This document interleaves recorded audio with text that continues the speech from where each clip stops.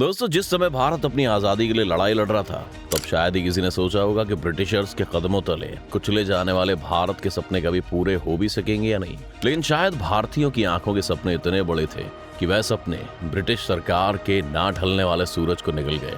कहते हैं ना, भारतीय जहां भी एक होकर खड़े हुए हैं, वहां उन्होंने अपने विरोधियों को पछाड़कर विजय का झंडा ही फहराया है। ऐसा हम इसलिए कह रहे हैं क्योंकि भारत की तरक्की से हर कोई हैरान है कि कैसे एक के बाद एक भारत हर क्षेत्र में लगातार तरक्की कर रहा है। हाल ही में भारत में सबसे बड़ा एरो इंडिया शो चल रहा है, जिसे एशिया में होने वाले सबसे बड़े एयर शो के रूप में देखा जा रहा है। डालेंगे नजर इस वीडियो के जरिए कि आखिर क्या है एरो इंडिया शो, क्यों है इतना खास और क्या क्या होने वाला है शो में। तो चलिए शुरू करते हैं।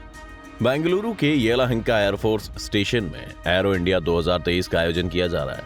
13 फरवरी 2023 को भारत के प्रधानमंत्री मोदी जी ने एशिया के सबसे बड़े एरो शो एरो इंडिया 2023 का उद्घाटन किया है। ये एरो इंडिया शो 5 दिनों तक यानी 13 से 17 फरवरी तक चलेगा। 5 दिन के इस कार्यक्रम की मुख्य theme the runway to a billion opportunities रखा गया है। इसी थीम के आधार पर एरोस्पेस और रक्षा क्षमताओं ने भारत की लगातार पिछले वर्षों में की गई तरक्की को दिखाया जा रहा है। 2023 का एरो इंडिया का ये 14th एडिशन है और ऐसा बताया जा रहा है कि अब तक का सबसे बड़ा आयोजन है ये। इस शो में कुल 98 देश भागीदारी कर रहे हैं। 32 देशों के रक्षा मंत्री भी इस आयोजन में शिरकत देंगे। इतना ही नहीं, 29 देशों के वायुसेना प्रमुख भी बेंगलुरु आएंगे और इस बड़े आयोजन का हिस्सा बनेंगे।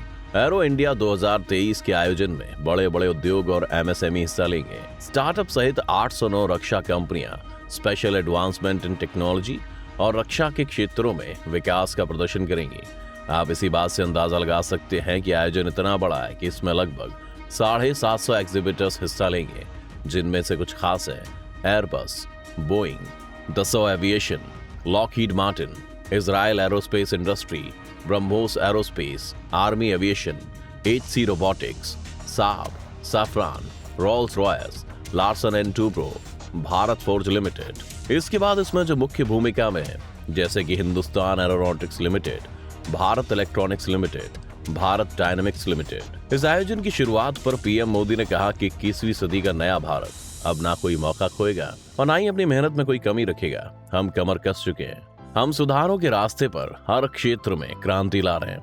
उन्होंने कहा कि भारत देश जो दशकों से सबसे बड़ा रक्षा उपकरणों का आयातक था, वो अब दुनिया के 75 देशों को रक्षा उपकरण निर्यात कर रहा है। बीते 5 वर्षों में देश का रक्षा निर्यात 6 गुना बढ़ा है और अपने निर्यात में $1.5 अरब के आंकड़े को हमने पार कर लिया है। इसके साथ ही देश के रक्षा मंत्री राजनाथ सिंह ने कहा कि ये इवेंट भारत के लिए न केवल एक नया मार्केट तैयार कर रहा है, बल्कि भविष्य में भारत के लिए दूसरे देशों के साथ बनने वाले रिश्तों को भी मजबूती देगा। एरो इंडिया भारत के बेंगलुरु में आयोजित एक द्विवार्षिक यानी 2 सालों में एक बार होने वाला एयर शो और विमान प्रदर्शनी है। पहला एरो इंडिया शो 1996 में बेंगलुरु में आयोजित किया गया था। तब से आयोजन द्विवार्षिक रूप से आयोजित किया जा रहा है और एशिया में सबसे बड़े एयर शो में से एक बन गया है। ये भारतीय रक्षा मंत्रालय की देखरेख में आयोजित किया जाने वाला एक इवेंट है। इसमें सिविल एविएशन और आर्म्ड फोर्सेस के लिए बनाए गए उपकरण और तकनीक में नवीनतम विकास को प्रदर्शित किया जाता है। इस कार्यक्रम में हर वो अट्रैक्शन है जो दुनिया भर के प्रतिभागियों को अपनी ओर आकर्षित करता है। अगर हम बात करें कि अंतर्राष्ट्रीय स्तर पर किस समय सबसे पहले ऐसे एरो शो का आगाज हुआ था, तो वो समय था अगस्त 1909 का।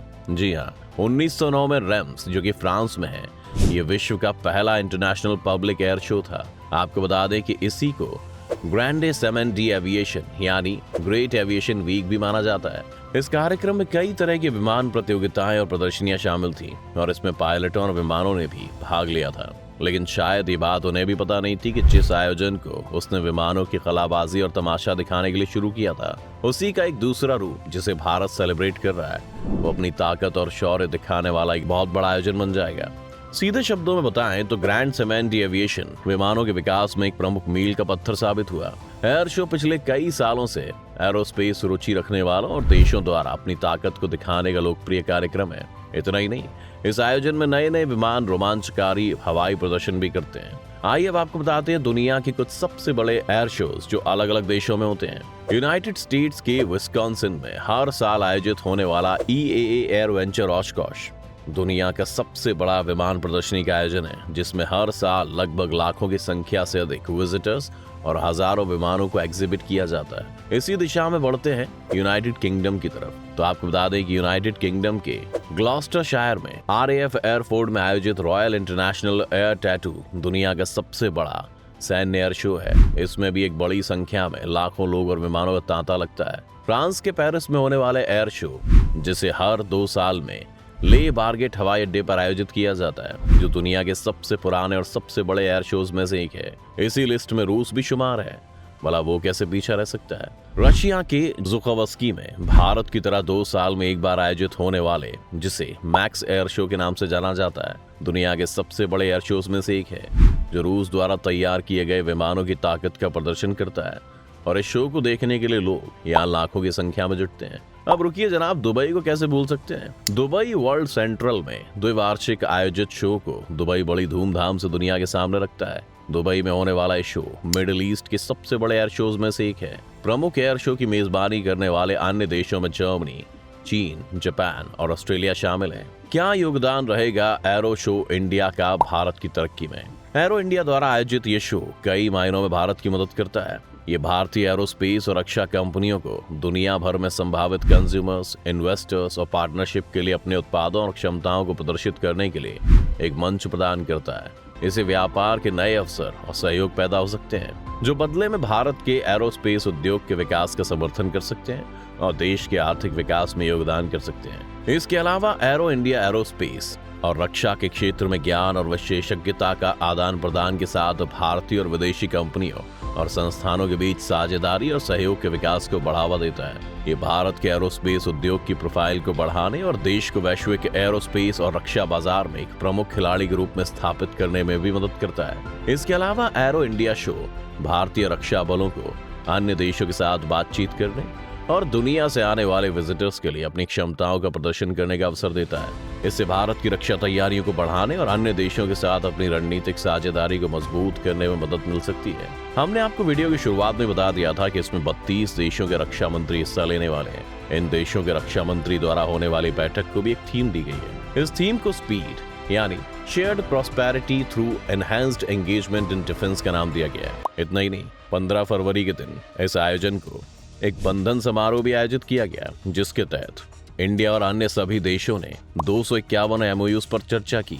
ऐसा अनुमान लगाया जा रहा है कि 75,000 करोड़ की इन्वेस्टमेंट भारत और बाकी देशों की डिफेंस कंपनीज के बीच में हुई है, जिसके बाद भारत की ताकत और बढ़ने की संभावनाएं भी जताई गई। इस आयोजन का उद्देश्य हल्के लड़ाकू विमान तेजस, HTT-40, लाइट यूटिलिटी हेलीकॉप्टर और उन्नत हल्के हेलीकॉप्टर जैसे स्वदेशी हवाई प्लेटफॉर्म के निर्यात को बढ़ावा देना है। ये MSMEs और स्टार्टअप्स को एक प्लेटफॉर्म में न केवल यूनिफाइड करेगा, बल्कि निवेश और उत्पादन के दृष्टिकोण से विदेशी निवेश को आकर्षित करेगा। इस आयोजन के तहत 5वीं पीढ़ी के advanced medium combat aircraft LCA Mark II और naval twin engine deck based fighter jet और इसके जैसे और भी भारत के भविष्य के स्वदेशी विमानों के मॉडल प्रदर्शित किए जाएंगे।